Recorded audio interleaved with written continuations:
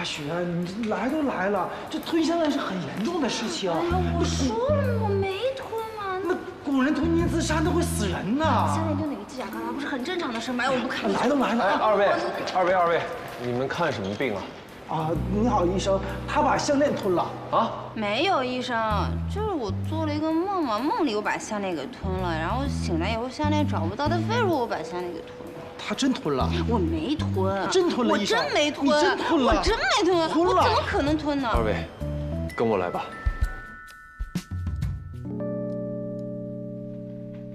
你觉得连体婴分离术，按照这个方案走可以吗？我先看完了。进。就大概什么？请进。哎，你好，医生。哎，你好，云哥这个，这位男士说，这位女士做梦的时候不小心误吞了项链啊。先坐吧。哦，来。哎呀，我又不是傻子，我怎么可能吞项链？哎呀，吞没吞，你再问问医生嘛。项链多大呀？哦，哎，这么大。啊，这么大呀？没什么事儿，过2天就排出来了，回去吧。不是，你这医生怎么这样呢？不开药又不看片子的，你要耽误病情怎么办？哎，您别生气，别生气。我们苏主任一向是体谅患者的，有些检查能省则省，省一点。我不要省，我要看病。你们要这样的话，我投诉你们啊！投诉什么投诉啊？这医生说了没事儿，回家吧。来都来了啊！说说具体情况。哎，我都说了，我就是做了一个梦，一个特别可怕的梦。我梦见有个东西在疯狂的追我，然后我就疯狂的跑啊跑，他就追啊追，然后他打我，他把我推倒，他挠我，把我项链啪抓下来，啪塞我嘴巴里了。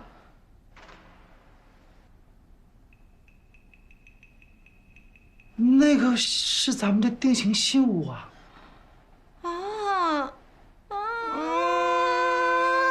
东东，阿雪，找不着了，怎么办？没有了。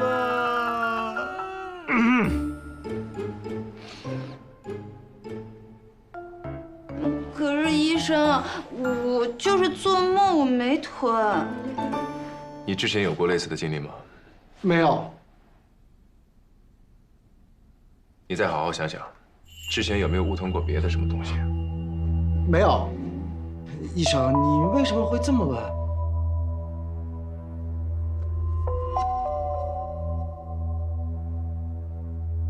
睡梦中吞咽，一般发生在幼儿身上，在成人身上很少见。如果不查明误吞原因，我们无法确定病症。张主任，吞个项链也算病吗？我怀疑这不是他第一次梦中吞咽。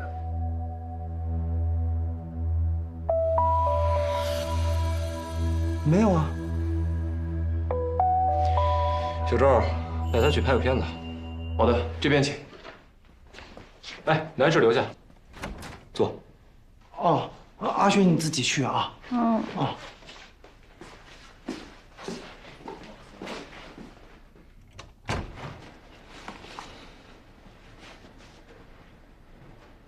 你在隐瞒什么？我没隐瞒。报警！别，你为什么报警啊？我有理由怀疑你在患者身上下了迷药，在患者不清醒的状态下做出一些异常举动。苏云，报警！别报警！别报警！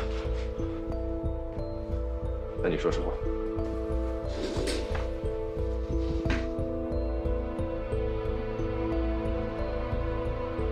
这次吃的是项链，下次很可能就吃别的。如果是真玻璃化学剂，这责任你担得起吗？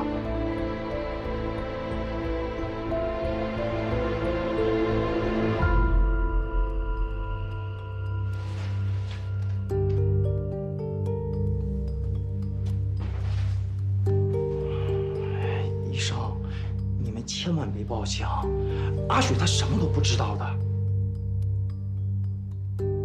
其实他是狼人。什么？狼人？这要是让大家都知道了，那我就失去他了。他是狼人？是啊，狼人。这是梦实症，你是不是看到过患者半夜起来吃东西？啊，泰勒·斯威夫特，梅，他有梦失症，总是喜欢半夜起来吃东西。他也是狼人啊？大哥，这世上哪儿来的狼人呀？有狼人，你看啊，拍下来了。你看，是这样，这是我跟阿雪一起住的第1个晚上。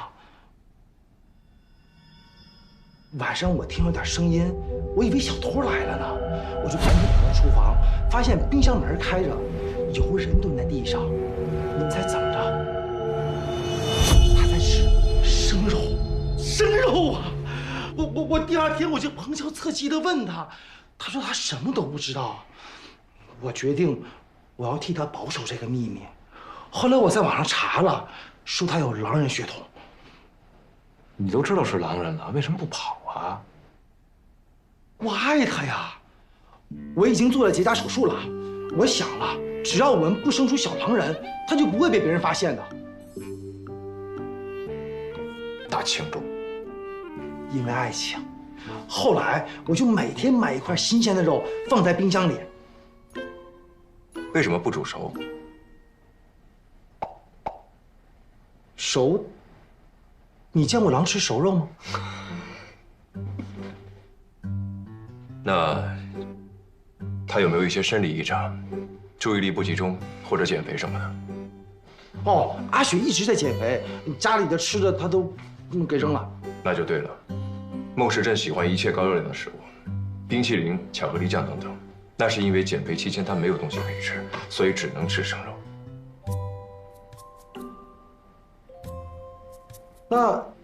那这么说，阿雪她不是狼人。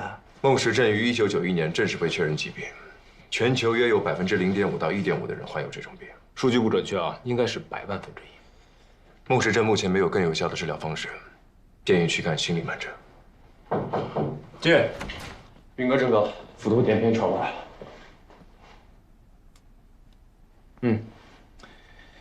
看见了吗？就这么大，我都说了，过2天就能排出来，问题不大。怎么样，还都做吗？但是你没有看出来阿雪有梦时症啊？梦时症。哎呦，宝宝不哭，宝宝不哭啊！医生说咱们只要不减肥，把那个项链排出来就行了啊。可是我会梦游，我还会吃东西，我有病啊！你是有病，但是医生说可以去看心理医生啊！泰勒，大明星，他也有这个病，美女才得这个病的啊！你是大美女，大美女，哎呦，抱大美女啊！咱们走啊，咱们不减肥了，谢谢医生啊！走，大美女，哎呀，走。活久见啊！我再也不羡慕有女朋友的人。今天碰上一个梦时症的患者，月姐，他们2个人一会儿说吃项链了，一会儿说没吃项链，2个人腻腻歪歪的。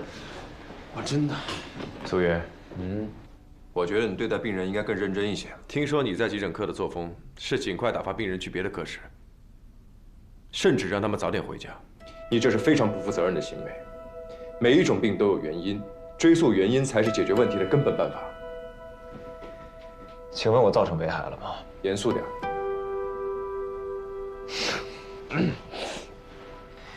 项链会自己排出来，对吧？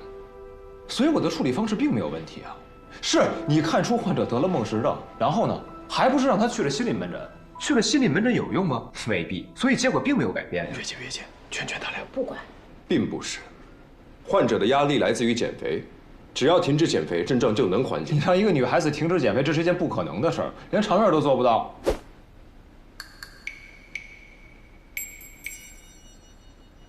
我没有减肥，你最近在生酮饮食，但我没发现呀。我单纯爱吃肉。那你倒是吃点碳水啊！我跟你说过，不吃碳水人是会变傻的。身为医生，你应该用更准确的词汇。不吃碳水容易导致低血糖，低血糖会导致脑细胞供血不足，损伤无法修复，从而导致反应迟钝、记忆力下降，是不是变傻？我没有变傻。你问一个喝多的人，你喝多了吗？他永远会说自己没喝多，这不是一个道理吗？你俩别吵了，我们还是继续讨论连体婴分离术的手术方案吧。你有新方案了？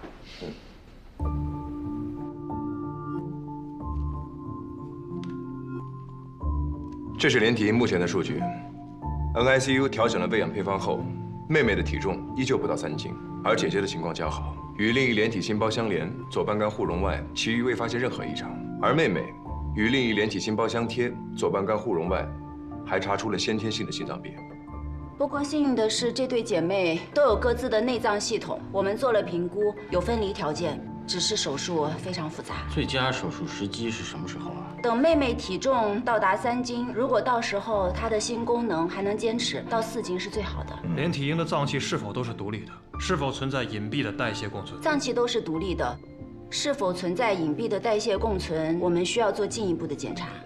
初步的手术方案已经有了吗？分离手术目前是郑医生和我2位主刀，而心外负责心脏，郑医生负责肝脏，再由整形科对他们胸腹进行膈肌成型、腹部缺损修复以及脐部重新定位。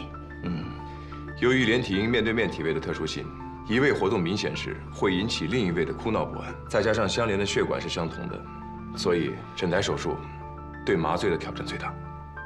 我们还需要经验丰富的手术室护士长，确保1台手术变成2台手术，一个连体变成2个婴儿的过程中，所有的工作万无一失。那就这样，等妹妹的体重达到2公斤以上，再开始进行分离手术。这段时间你们就负责挑人和准备设备，好吗？好，散会。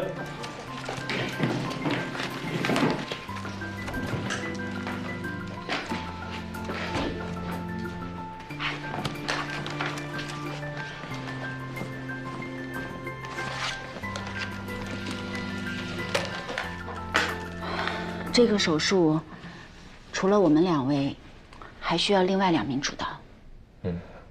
你有人选了吗？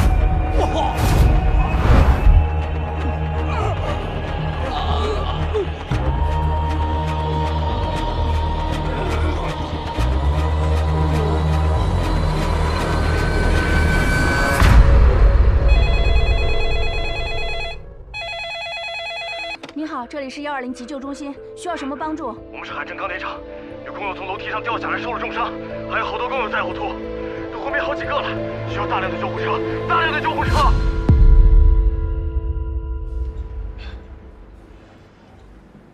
其实我的爱好跟你很相似，我也喜欢看电影、旅游。你好，您的牛排。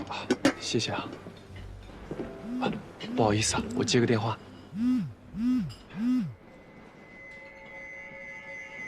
知道了，不好意思，我有急事，下次再约。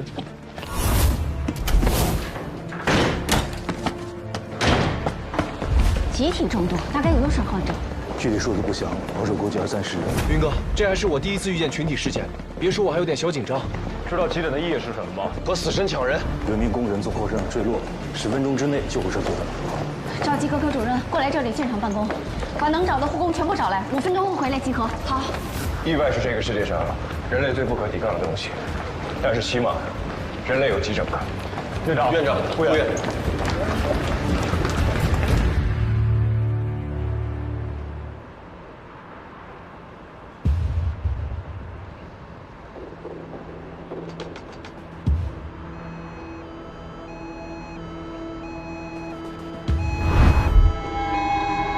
跟一辆车呀？什么情况？他从4米高处落了下来，被钢筋贯穿了。通知机林超出现，送疏解，靠快！是。通知家属了吗？通知了，半个小时能到，让工厂负责人前进。病情危重，准备手术。知道了。厂长李帅跟我来。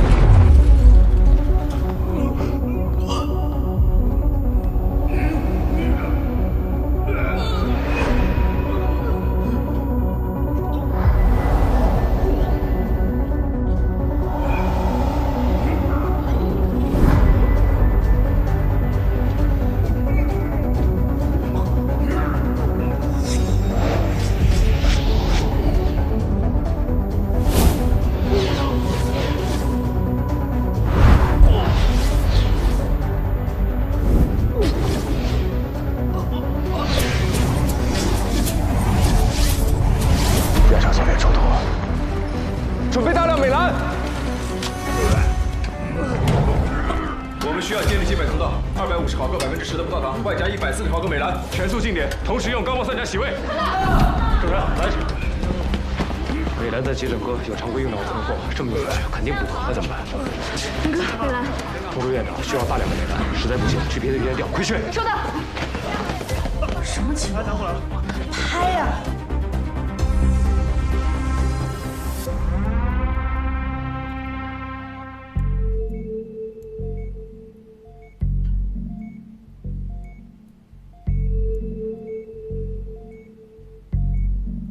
红细胞什么时候能到？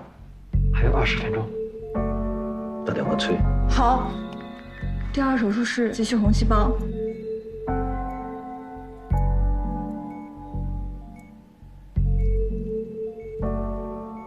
符文钢筋。是。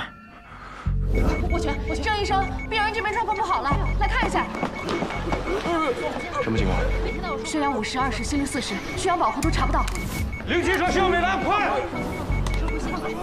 静脉通道无法接力。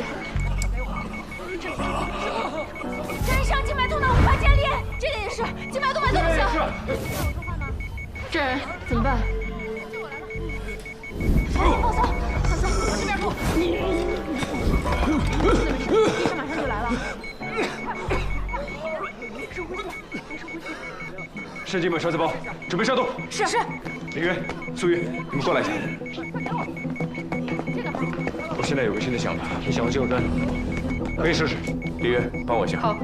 取屏幕，头地足高位，脚抬高20度，体提高静脉压，使静脉充盈。这是为了保证静脉内的气压为大气压，这样穿刺时就不会发生空气栓塞的危险。有软体的。好。 大家看好了，把其他患者摆成这个体位，脚高头低，快！好，让一下。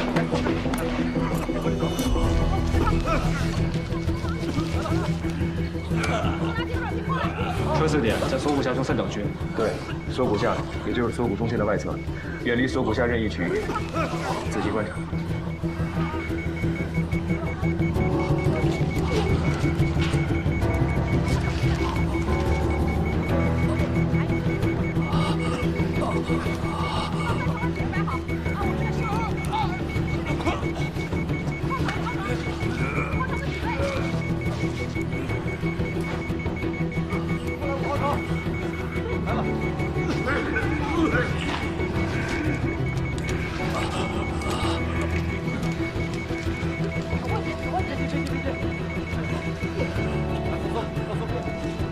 老师，除血白体位时间一共45秒。这点滴配美兰。好。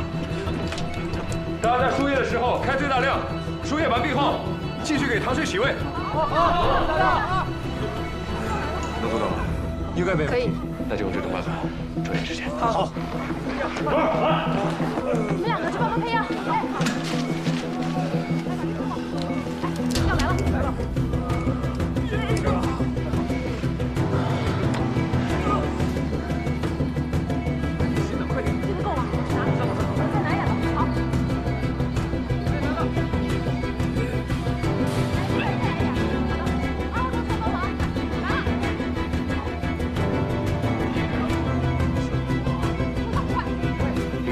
别着急，这种有难度的穿刺必须反复试探、反复寻找，有的时候还得靠运气。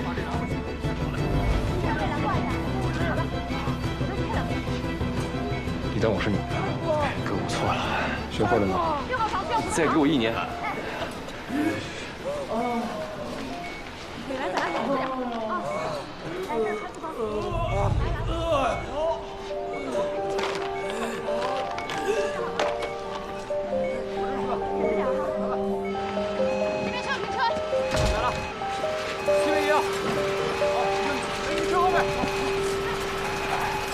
慢点啊！不能传，后面还有一辆。快，这边。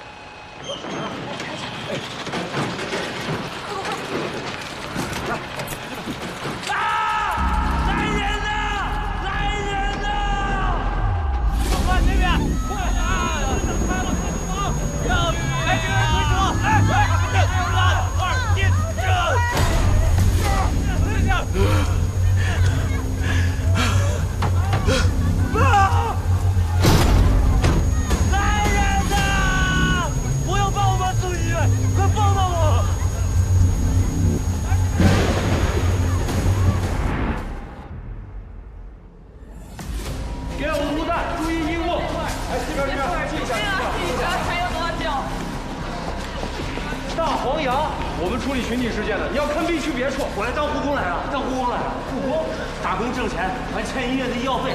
真的。等一下，真的。这是我交来的，你得给我吧。你负责。好，这个交给你了，发给患者们啊。好。患者家属外表。经理人，快帮忙！来了。哎，往这坐。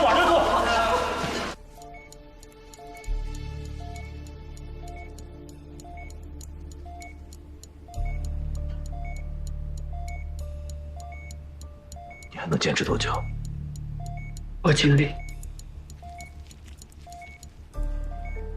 一定要稳住。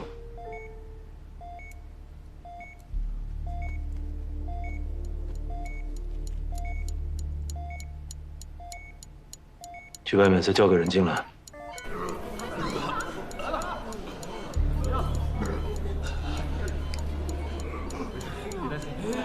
8床挂北栏。来，把火打开。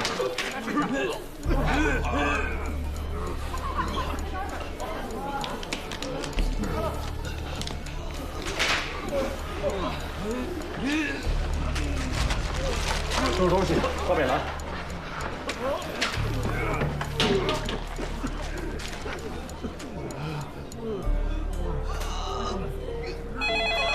喂，再来个人，手术室那边急需1名医生。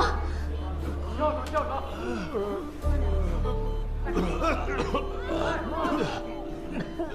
马欧来的，你去。我这没弄完呢。去你最能发挥的地方。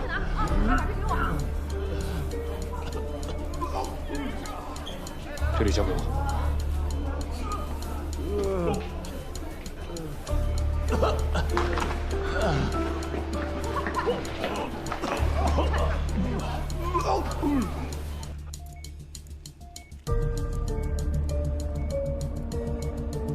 人什么时候到？来了。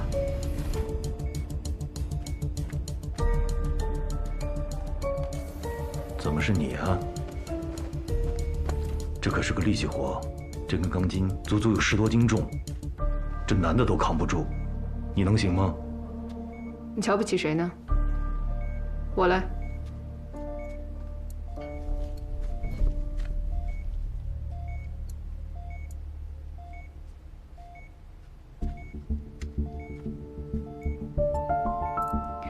有时间看我，不如赶快缝合。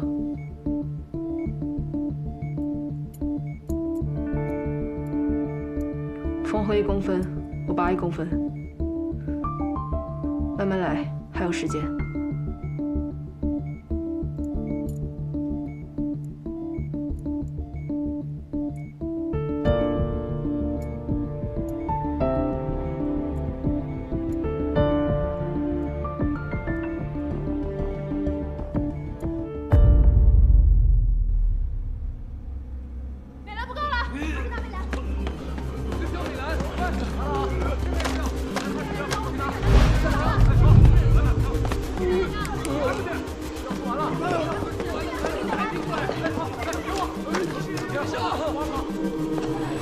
对，美兰越多越好，现在就要。哎呀，时间来不及的。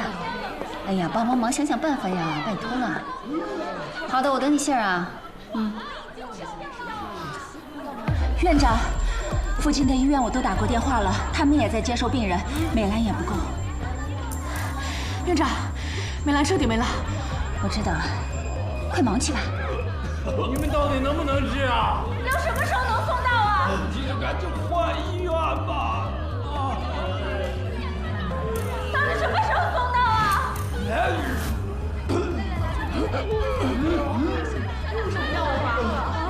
大家请安静，请听我说。大家请安静，我是这个医院的院长。大家听我说。我是这家医院的院长。现在情况是这样的：从药厂调的那批美兰，确实因为路途遥远，再加上堵车，没能马上送得到。但是，我刚才已经给附近的各位兄弟医院打了电话，他们会立刻挪送一部分美兰过来救急，所以美兰不会短缺，请大家放心，好不好？我们现在还在跟死神赛跑，所以请大家专心救治。好吗？美兰不会短缺，好不好？一定会救你们的，放心，放心，放心吧。很快，很快。哎，如果那批药还没有到的话，后面的人就安排转院吧，但是不要给其他患者造成恐慌。知道了。来人，帮我一下！来了，来了！啊，这边，慢点抬，抬着。看后面还有一个。苏院长，苏院长，您要的医疗物资到了，大量的美兰。太好了，感谢。来，分发一下，美兰到了。同学们辛苦了。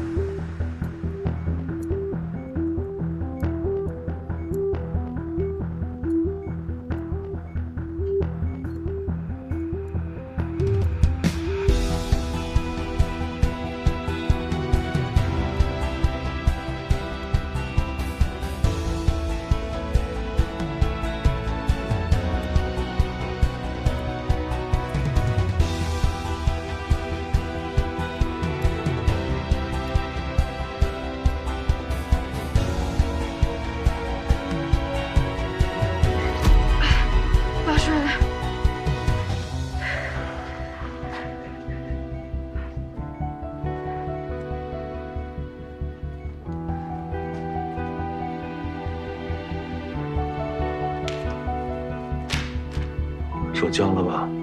快做拉伸。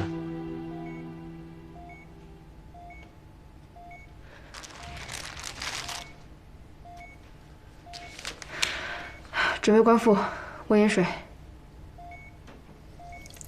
吸。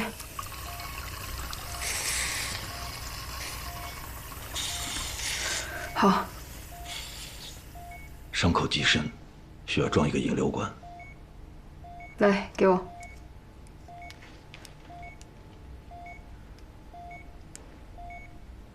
可以关腹了。我来。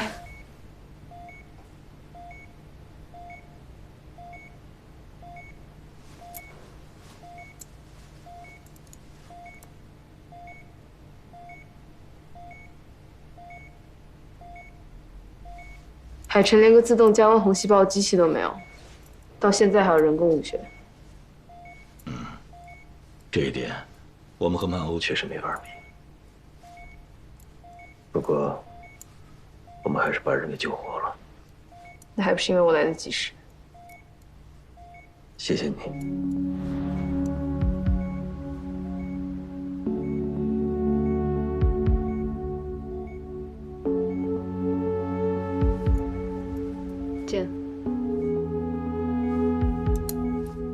手速不够快，所以练习魔方做强化训练。我26岁就拿到了博士学位，战胜了200个竞争对手，成为了曼欧的实习生。简，而我这次回来，就是为了战胜你。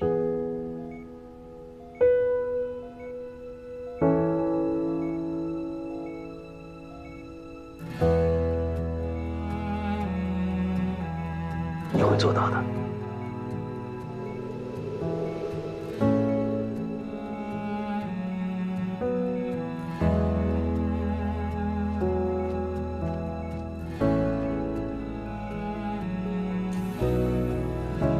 傅远，这有我。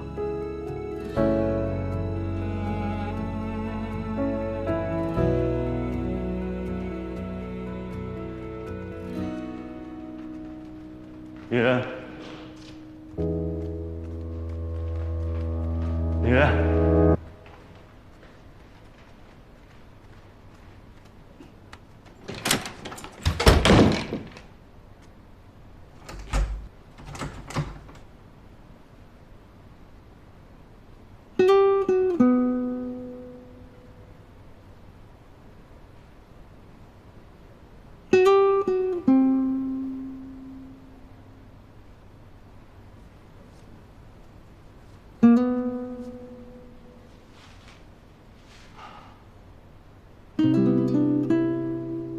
对不起，你从小就想当医生，连过家家都是给洋娃娃打针。我看在眼里，美在心里。我觉得自己后继有人了。直到我伤了手。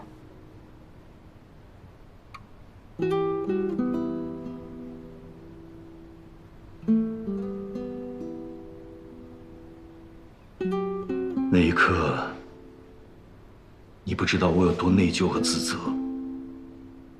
医学不同于其他的学科，当医生要拿刀、拿针、拿锯子的，每天面对的全是病菌，感染的几率最高。那天我就觉得是老天爷在给我一个小小的提醒和警告。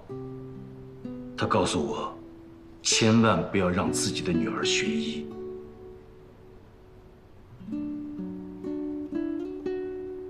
况且，我自己当医生这么多年，我深知这个行业的艰辛，太辛苦，太累了。我就对自己说，老林，你得让自己的女儿生活的轻松一点儿。我真的就是这么想的。可是你多倔呀！越不让你干的事情，你越要干。你甚至瞒着我和你的妈妈，自己偷偷的报考了医学院。那还不是被你们发现了？然后这擅自改了我的志愿。如果不是老师再跟我确认一遍，我人生都被你们毁了。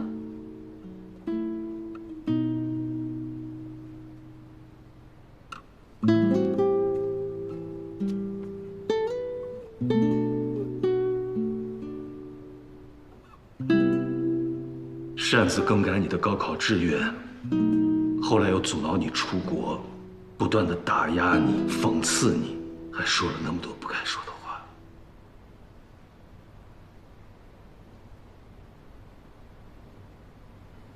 真对不起你。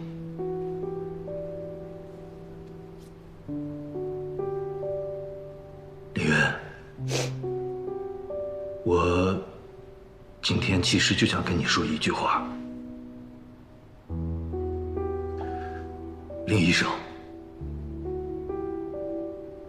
你真的很棒。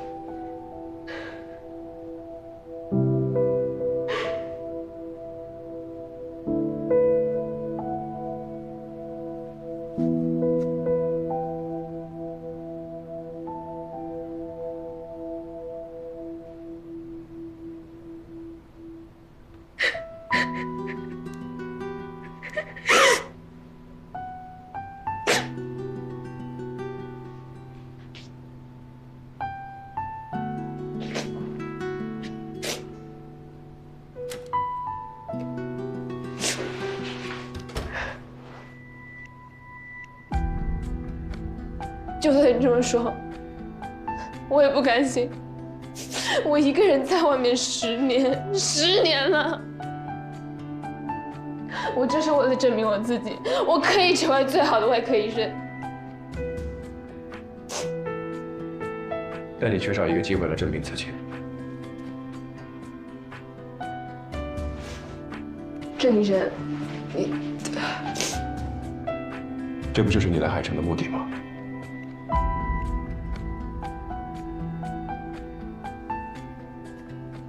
林渊，海医大普外科毕业后考入哈佛医学院，读博期间因为成绩优秀，被邀请进入曼欧实习，拥有丰富的肝移植、肾移植手术经验。我接下来要做连体婴分离术，需要一个和我同时分离肝脏的主刀。这台手术非常困难，但我觉得你能胜任，所以要不要加入我的团队？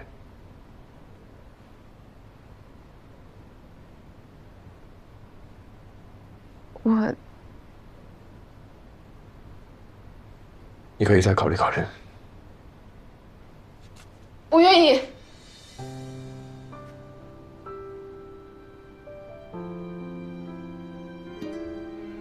我要参加连体婴分离术，我还要参加以后很多的手术。我要证明，我可以当最好的外科医生。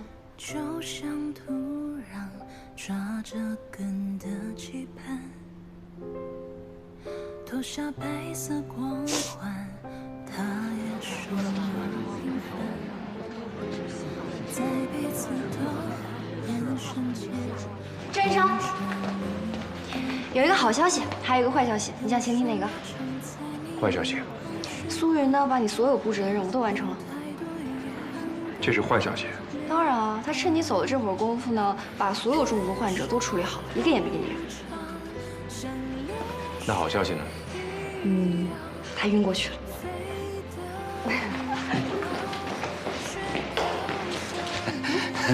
谢小姐，您看我这活都已经干完了，那我现在是不是可以回家了？抢救呢虽然已经结束了，但是还有后续的治疗啊，你得留下来照顾。我得回去照顾我老娘了。你放心，我早就拜托你的邻居替你看着了。哎，那咋能行了呢？我也是个病人呢，我的身体还没有恢复。那不正好吗？万一要是你有什么意外，及时抢救。走吧，走吧。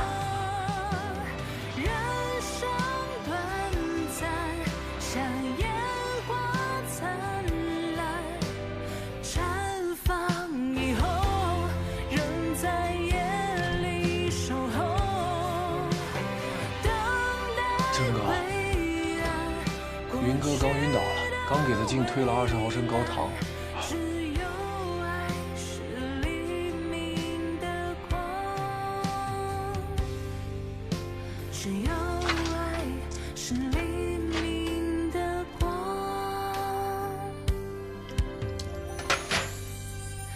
能穿破艰难。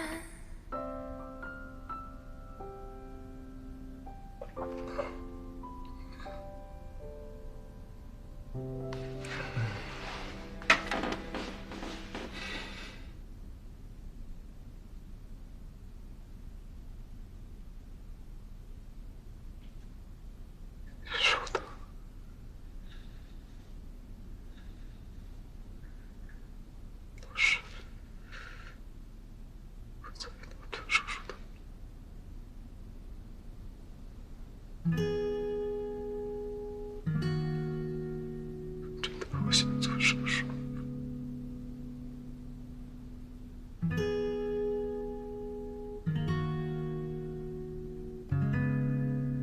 但是，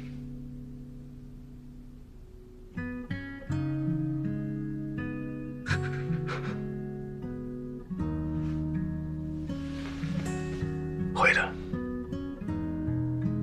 一定会有机会。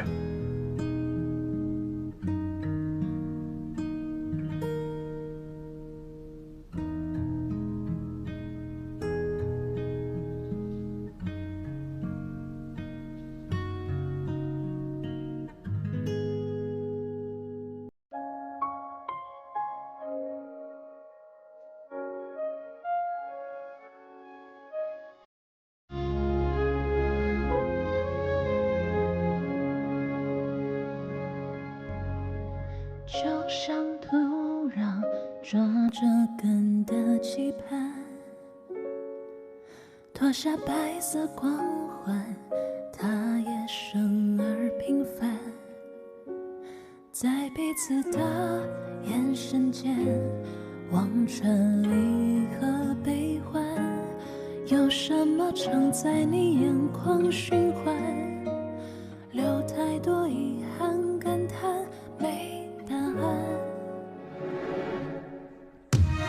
人生无常，像流水一样，飞得很高，却飘向远方。时光如幻，歌长路漫漫，只有爱是黎明的光，能穿破艰难。有时耳语是遥远的呼唤，哪怕我们站在很靠近的对岸，伸出手抓